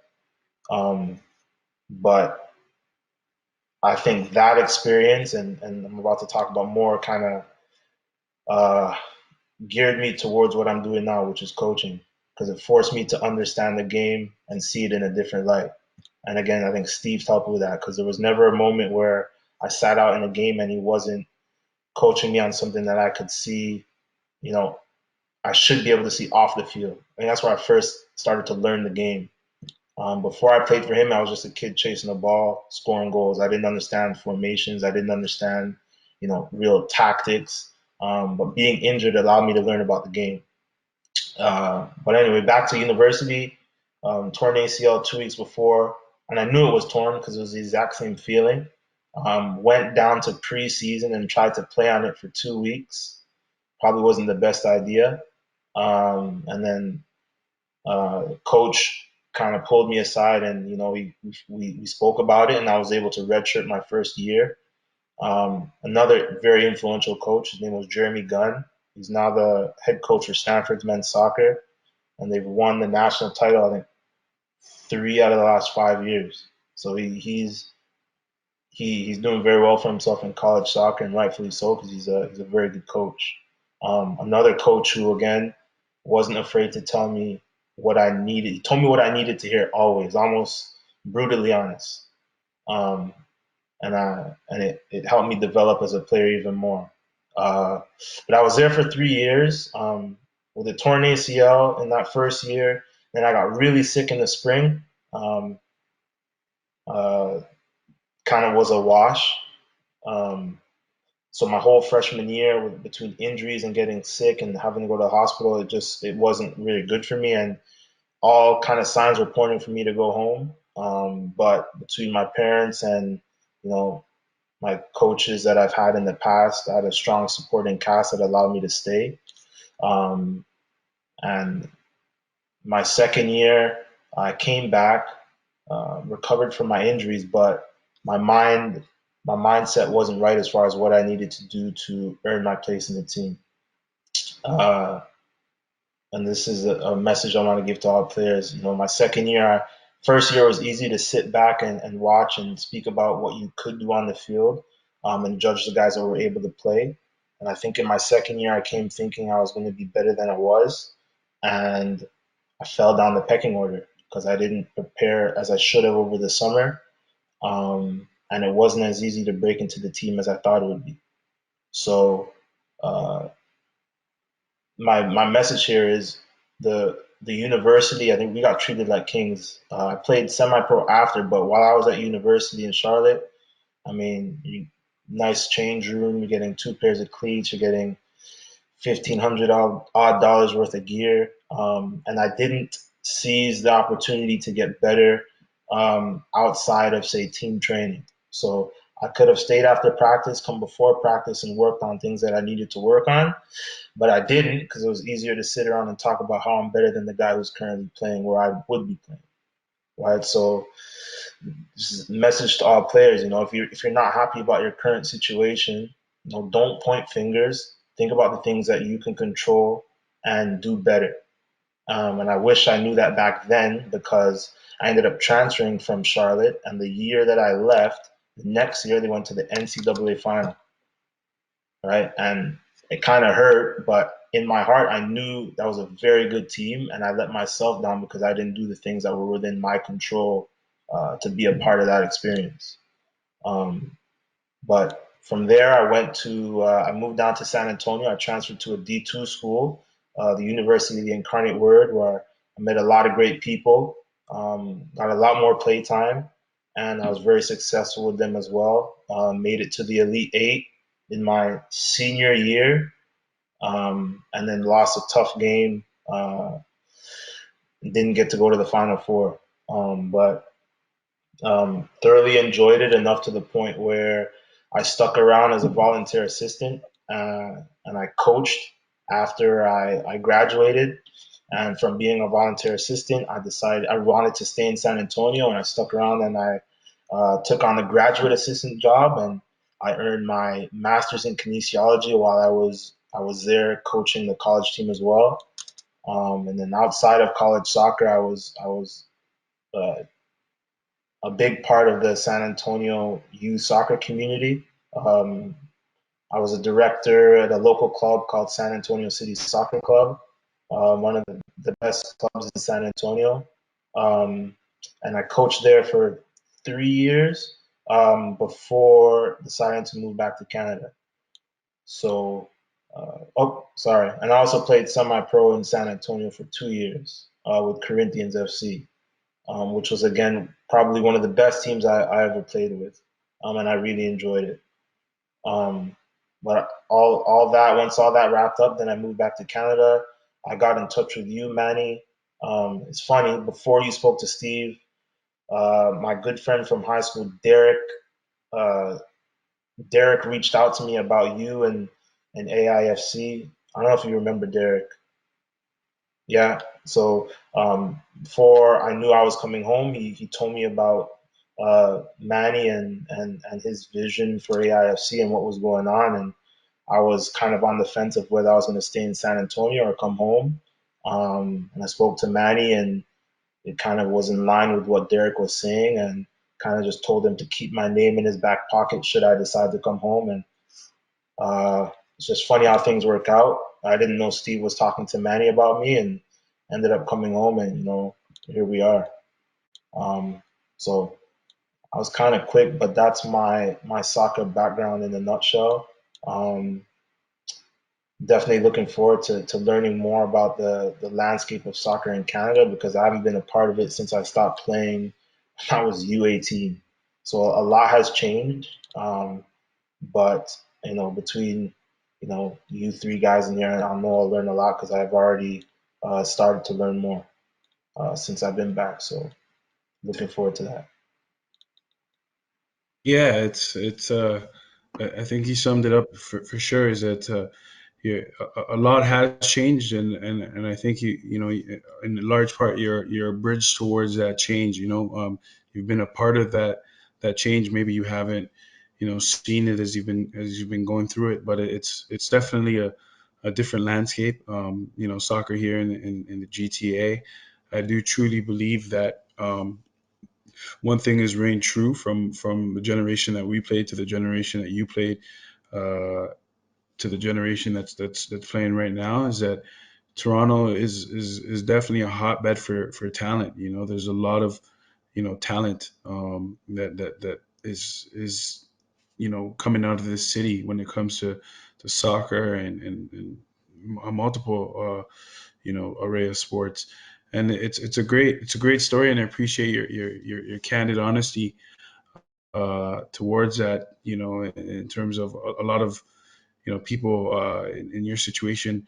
Um, Sometimes it'll be tough to say, "Hey, my attitude wasn't good enough, my level wasn't good enough to be a part of that national final team." But I think those are important things that you come to carry as a coach, and the more that you can be honest and real with yourself about those situations, the more they carry well into the realm of coaching. So it's great to hear your story. We have you're such a fresh voice to the camp, and even from the time I think that you've graduated from school to now, it's crazy just how much the sport is evolving, especially when it comes to the school aspect, sort of the high performance now travel aspect, where travel soccer is now customary to travel 500 kilometers minimum every couple of weeks. So it's great to have you on board, and it's great to have your fresh perspective as well. It's very true, being a little bit removed from this environment and some of the isms that they carry. So it was awesome to hear from all the coaches, and I hope everybody took the opportunity to take in their stories. A lot of them are very relevant to maybe some of the points that you're at right now. And as you can see, everybody has had their life involved in this game, and one of the things that I always say is this game owes me nothing, but it's truly given me everything in terms of relationships, the opportunity to work in this game, but to also be a fan of great people like the stories that we heard tonight. I'm going to circle back to Coach Amrik here now, as when we talk about, these stories and how they relate to the bigger picture of AIFC. Ultimately, with the times that we're going to right now, like it's just pretty unbelievable. We can all agree. And when we talk about COVID-19, which is the elephant in the room, and I have to be very honest, we would not be doing this if this was going on right now. We'd probably be finishing a training session and on our way home from Orangeville. About sort of just the landscape. Coach Amrik, I'll let you talk about whether it's how you see our sport, our practice, how we go about things. Maybe changing from an Ontario level, maybe changing from a global level, maybe changing from a local level. So I'll let you touch base on just where what you see over this next period. I think a lot of us have different ideologies towards what may happen, and I'd love everybody's feedback towards that. But I'll start with you, Coach Amo. For sure. Yeah, thanks, Manny. Yeah, with this whole change in almost just everyday life for everybody is going to change drastically. Corporate world as well. It's going to be like Coach Julien said, his day to day of interacting with clients at the gym, soccer players on the field has now changed to behind a screen where everybody's working out in their own homes. Well, difference even in my wife's work where she was going into an office every day. Now she's working from home, loving it. So it's going to change, I think, everybody's landscape from a sport perspective. The times we're in now, I think it's going to basically heavily rely on these players, our players, doing a lot on their own. I know they are. They get kind of bored, but it's going to take a lot of mental toughness to get yourself through this as well. And that's one thing I did want to touch on the mental health side of things. Do try to still connect through these types of apps and Zoom and FaceTime to stay connected with friends, talk about things, get stuff off your chest, whatever it may be, because being confined into your house for 22 hours, although you're going to sleep part of that, 22 hours out of 24 hours or 23 hours out of 24 hours, only getting out for about an hour, half an hour, 2 hours. You're going to need that side of it too. So from our standpoint, a lot of it's going to require you guys to be doing a lot of fitness on your own, not just what Coach Julien's doing with his fitness sessions. You guys going out for runs on your own. We as coaches, I can allude to giving a bit of information. We're doing our own challenge amongst ourselves. Okay, I got out today for 30 minutes. I got out for 40. I did 5K. We're kind of trying to push each other ourselves that way virtually, right? Not being beside each other, but still kind of encouraging each other to get out. I think that's what we need our players to do with each other.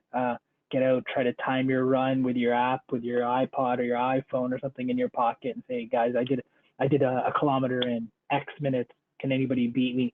Things like that are going to be heavily relied on. When we get back and get the green light from health officials to say we can start training, I think it's going to be very touch and go with a lot of parents hesitant to not, come out of their cars. Maybe, yeah, we've got the green light to train, but watch from a distance. Games might be like they were talking about at the pro level behind closed doors. Parents might just sit in the car for the hour and a half, 2 hours while the kids are playing.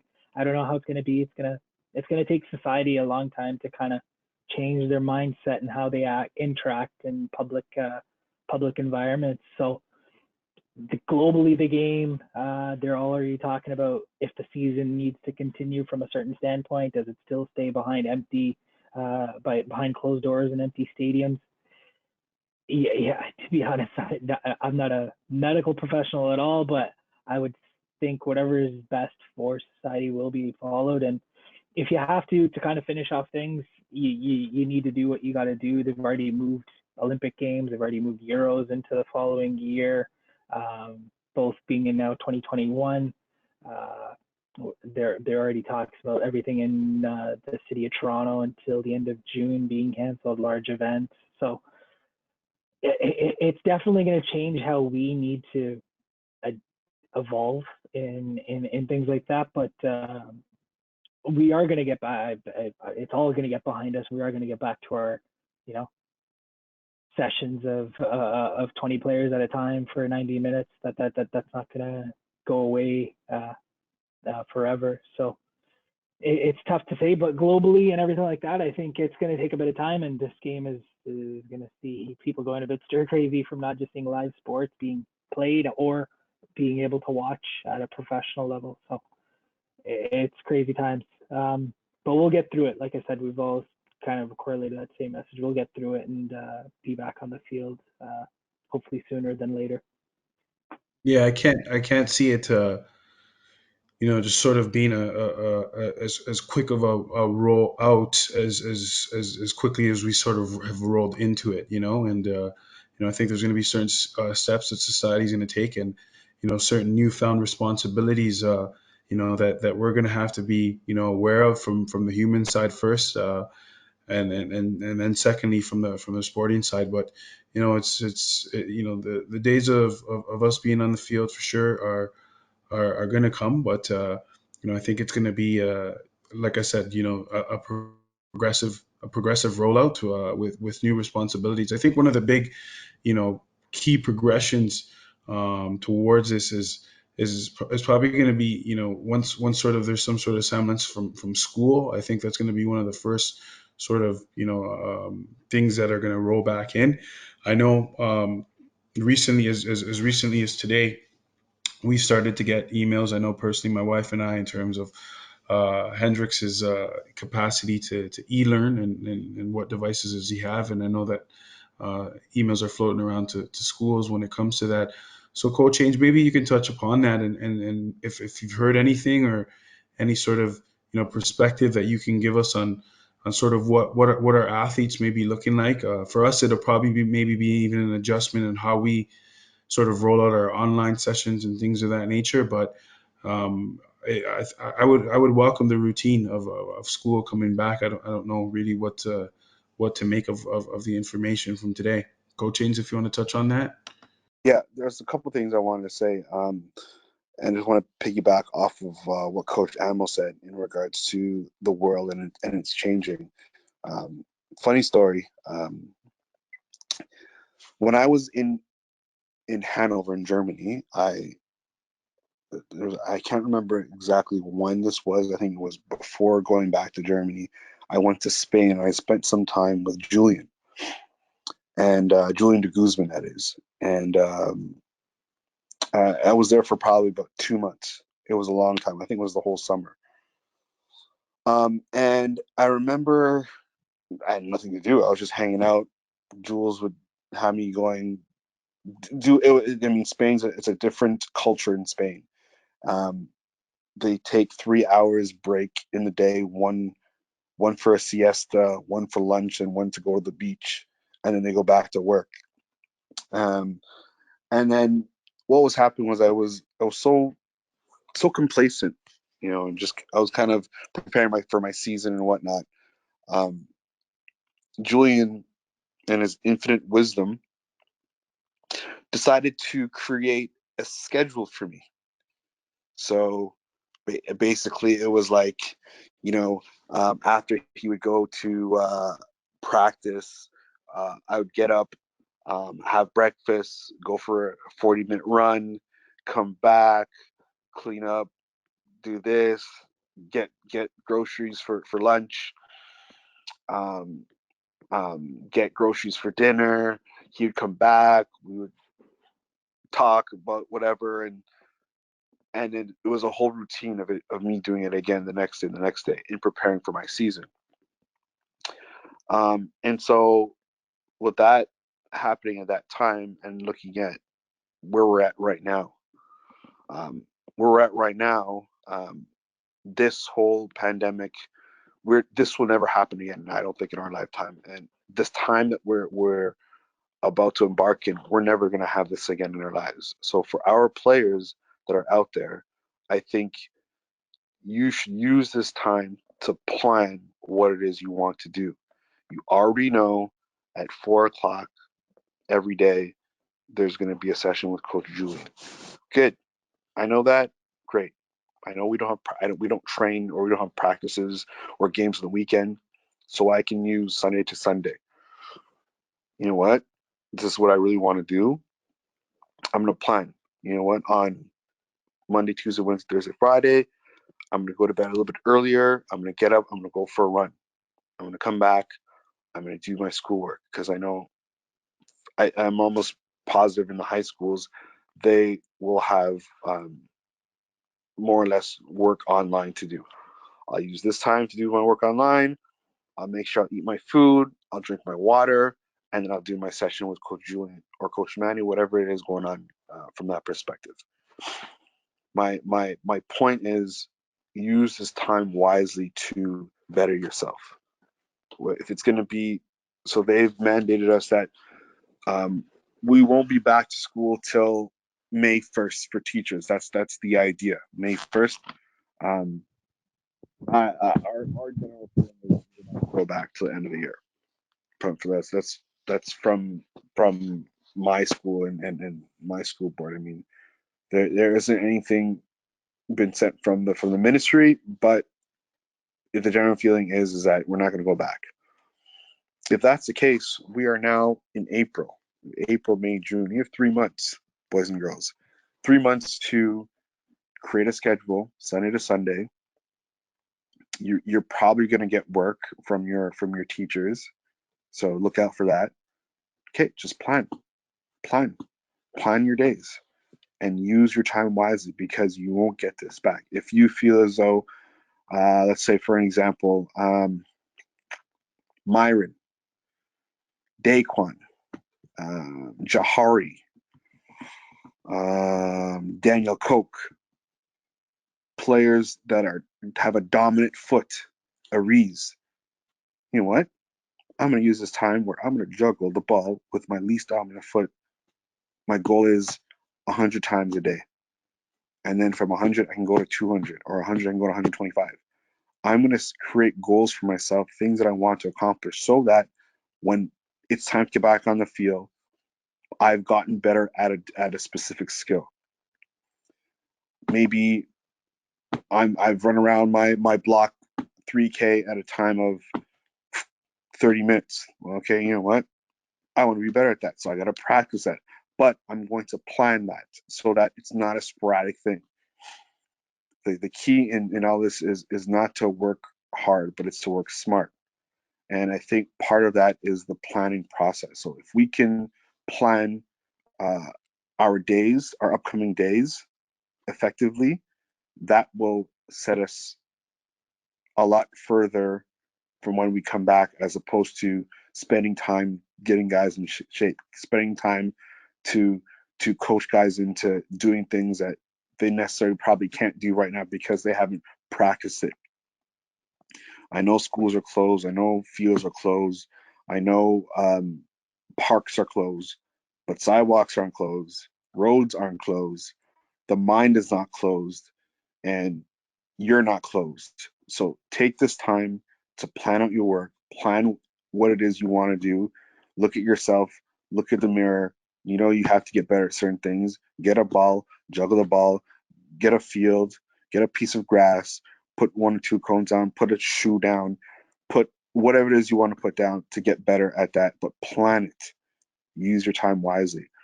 I remember Julien was sponsored by Luca, not by Luca, by Ulsport, and he had all this Ulsport gear. The age, what do you want? What do you want? What do you want? Let's go shopping. Of course, typical Scarborough kid. Shopping, free. So we go online and order this, order that, and I had it up to a few years ago. I don't know where it is, but I ordered a Ulsport T-shirt, and on the Ulsport T-shirt at the time, they sponsored a player by the name of Luka Modric. And, oh no, sorry, it wasn't Luka Modric. No. Pavel Nedved. Is Pavel Nedved? He played for Juventus, right? You guys research this kid, Pavel Nedved was a fantastic player, midfielder. And in one of the T-shirt had said that he said that he would go to the field and he would play football until the lights went out in Croatia. I think he's from or Czech. No, he's from Czech. And then he wasn't good with his left foot, and so he would train with only his left foot, play only his left foot until his left foot was as good as his right foot. And that's something that only happens off of repetition based off of a plan, of a program plan. Okay, you know what? I'm gonna plan, you know what? I want to be better with my left foot. I want to be confident with my left foot. I'm going to Monday, Wednesday, Friday this week. I'm gonna go out and play ball. I'm only gonna use my left foot, or I'm gonna try to only juggle with my left foot, play with my left foot, whatever. I wanna be fitter. Okay, you know what? We have this with Coach Julien on these days. You know what? We have no games coming up. I can do double sessions. I can go out for a run for 40 minutes, come back, play my what the hell do you guys listen to these days? Triple X and Baby Blue or Baby You or some singy hip hop, whatever you guys listen to, right? Um, go for your runs. You come back, you eat your food, do your schoolwork, you prepare yourself for your next session, you eat again, you drink your water. That's my regimen right now. I'm so focused on that. I'm so focused on this because this is what I want to do. And I think you'll start to see a bit of a change. Yeah, it's I think all Coach. that you've spoken upon, Coach Ainsley, uh, it's something that it's just a general feeling that I have that you know that this is it almost feels like a great reset on everything, right? Where you know everybody's been brought to the same sort of starting line here again, and the truth of the matter is that you know this is going to cost some people their careers in the sport. That's a real reality of it. That it's just like getting injured and you coming back and saying this person was just never the same off of this injury. There's just so much negative things that could happen from this. Um, some bad habits that can be picked up from these times as well, from a school standpoint, from a sporting standpoint.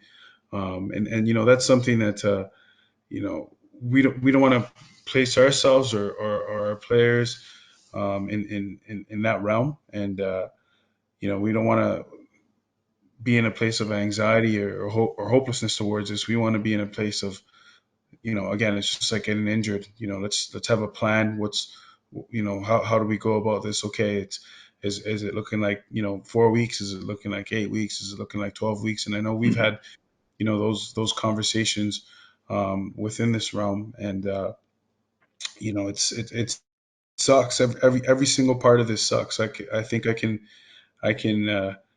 go back to our meeting yesterday that we had with Player Maker, and just sitting there and just besides all of us saying like wow, like to ourselves, like this is incredible, this is going to be such a game changer for us when we step back on the field. Like there's also an overwhelming feeling that this sucks right now. Like like this is such an unnatural thing. We can't even go on the field and try this out to God knows when, right?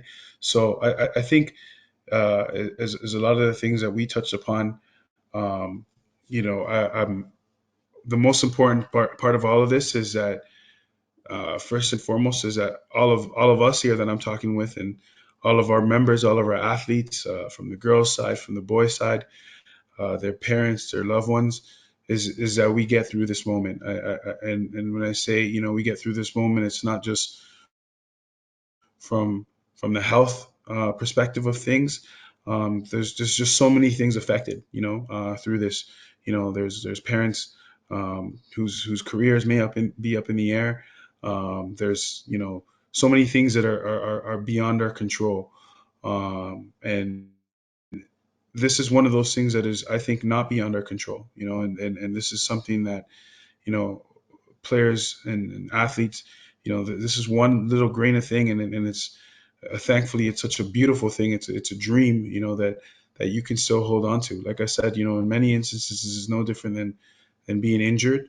And from this standpoint, there's where we stand presently. There's more important things that I look at for our players, and that's a sense of their families, the sense of their security, the sense of their ability, to feed themselves and to, have, their parents who, I'm sure, the thoughts that they're having, about, being at the forefront of their family is probably a lot different and maybe a lot removed from soccer at this time.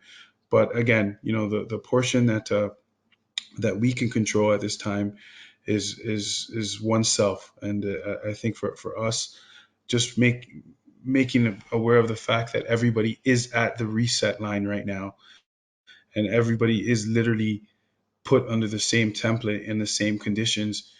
It's natural that, some people that have never truly wanted it that way, that, have just been sort of driven to soccer, have just been, pushed by their environment and their peers and their coaches.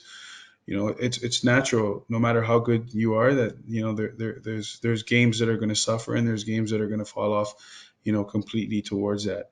I think, from our standpoint, uh, to encourage so many people on an emotional level collectively, and when you can't touch them, when you can't, put your shoulder around them, laugh at them, kick them in the butt, it's a challenge, but it's a challenge that has forced us to as Coach Amos said, to evolve, and that's something that we must do, and we must do over a quick period of time. So, when I look at our landscape here, and the point is, one day, the sanction is going to be lifted, and it's not a time for us to judge other programs, or say, hey, look at these guys, they haven't done anything, or they haven't done any webinars, or they haven't done, anything to engage their athletes, and things of that nature.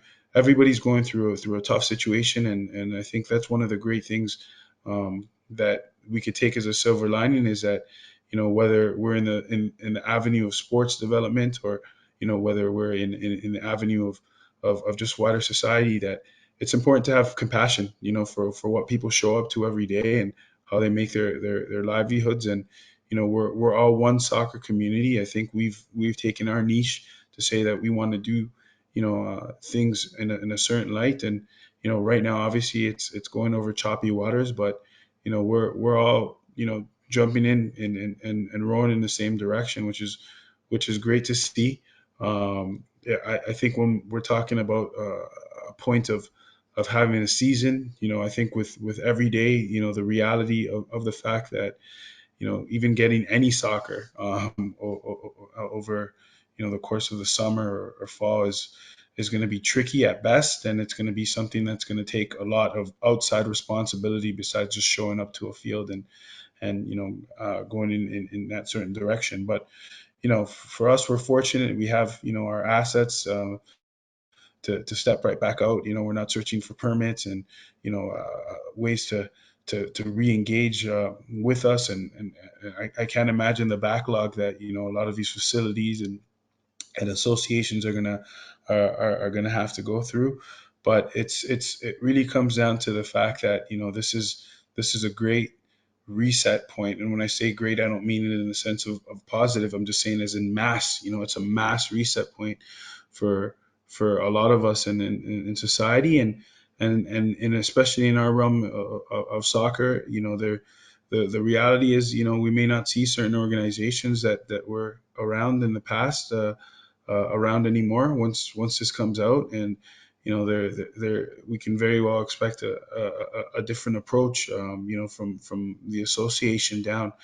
And we can only wish those the best, in those situations. And regardless, for all, the banter and all the competitiveness, and all the back and forth, and you're doing things better than this person, and this person's saying they're doing better things than this person. It's a bigger thing than that right now. And we if we could all go back to that at this point, I think we realize, sometimes it's better to always treat things with a sense of community. It's just the right path, in the longer picture of things. So, Coach Jules, I'll let you wrap up with some words to our crew. It's been a good long conversation with all of us, and for us, it's again, I can't help but leave positive every time that we connect. I want you to, maybe share on some of the avenues that, we can interact as a group, together, in a bigger scale with our athletes, and also our parents as well. Where I think we're missing everybody when it comes to our circle. And I'll let you say some parting words for us. Um, Kind of just to build off what you guys said, and end it off. I wrote down some things. I really like what Ain said about the mind not being closed. Um, and then also what you said about kind of it's a full restart for everybody. One of the things that I've tried to wrap my head around like every day is that this is not just it's not just us in this. Like it is the world that is on pause right now. And I mean, in our lifetime, this something like this has never happened. Um, and whether it's a player who needs to work on a weakness, a parent who maybe they want to switch and try another job, or someone within a job who now has the time to focus on something that they want to get better at. Um, we all have so much time right now to kind of work on ourselves, and it could go two ways. You could either wake up and, like we talked about, not have a plan and kind of just go with the flow and go at the pace of the world right now, which is kind of at a standstill, or you could set your own pace and make a schedule to go and work on whatever part of the game you need to work on. Get on a coach's course and learn something about coaching that you want to get better at. Start that business on the side that you want to get better at. Right? It's just a time where we like the opportunity is really endless, right? So there is a silver. It's a very sad moment for the world, but there's a silver lining in that we will never. I don't think we will ever get this time. You know, I think the number one thing we always say is that I don't have enough time. We'll never have time like this again to get to work on ourselves. So use this time wisely. And a word that I've really been using with myself, and some of my clients at work, is just intent. Like there has to be intent in everything you do, right? So for players listening, if you need to, you know, don't just, when we say go and work on your left foot, if you're left footed, you probably don't need to work on your left foot, right? If you could run, if stamina is not the biggest thing you need to work on, maybe you don't need to go out and run every day, right? Be intentful with what it is that you're going to go work on, if that makes sense, right? For me personally, I I wanted to pick up reading again.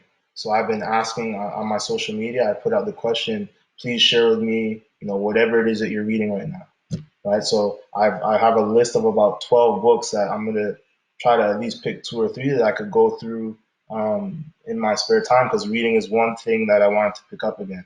Because with work and coming back and transitioning from being in the States to here, I used to read a lot and it's kind of gone dead. So I've been reading about three books over the last week and just diving into each of them. And I've already picked up a lot of stuff that I'm looking to apply when I get back to when the world starts moving again. I'm actually applying it now while I'm coaching online with the boys and girls. So, use this time wisely, be intentful, have a plan, and realize that, it's bigger than just you know, your person, right? Everybody's going through it. So yeah, on that note, that's all I gotta say. Awesome, guys. It was All right. great catching up Yeah, with you guys. To our members, from AIFC that are gonna, tune in, as well from the Athlete Institute basketball side that has a lot of time in the day and potentially will tune in upon this. We definitely will keep gaining traction when it comes to this approach over this time. As we want to stay connected with you. I think we feel that it's important. Besides the online workouts and things of that nature, that it's not a situation where we're just getting together after not speaking for weeks and weeks on end. So we look forward to continuing to interact. This one is pre-recorded, but we look forward to getting into some live back and forth with our athletes from both the girls and the guys side. I know this one's a little bit of an extended recording, but hopefully it gave you a little bit of insight into some of our team, some of our family that we work with every day. Some great stories. Everybody shared tonight, and I thank you guys for checking in again. Always leave these conversations positive and inspired through this time. So you guys, thanks again, and have yourselves a wonderful night. All right. Have a good one. Cheers, boys. Take care. All right. Cheers. Have a good night, guys. You too.